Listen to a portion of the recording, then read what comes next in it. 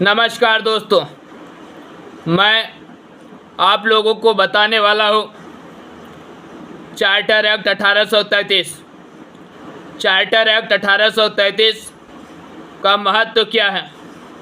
यह केंद्रीकरण की दिशा में पहला अंतिम चरण था।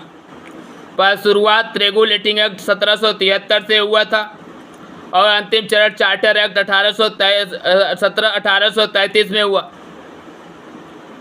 इसके अलावा यहाँ पे इस कानून के तहत बंगाल के गवर्नर जनरल को भारत का गवर्नर जनरल बनाया गया और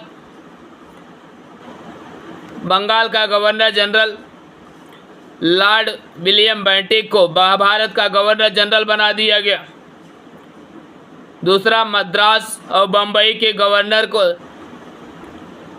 बंगाल के गवर्नर के अधीन कर दिया गया और उनके कानून बनाने की शक्ति छीन ली गई और अब पूरे भारत के लिए भारत का गवर्नर एक कानून बना सकता था।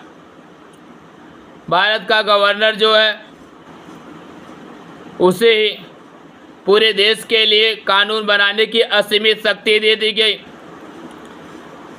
और इसके पहले जो कानून बनाए गए थे 1833 के पहले उन्हें नियमांक कानून कहा गया और उसके बाद जो भी कानून बनाए जाने वाले थे इन सभी कानूनों को एक्ट या अधिनियम कहा गया।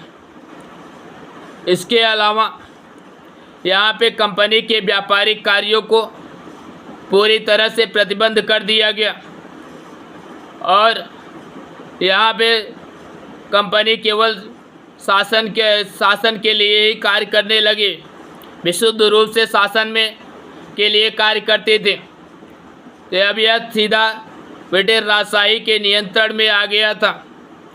इसके तहत 1833 के चार्टर एक्ट के तहत सिविल सेवकों की भर्ती के लिए प्रावधान किया गया था, लेकिन बोर्ड ऑफ डायरेक्टर्स के विरोध के कारण इसे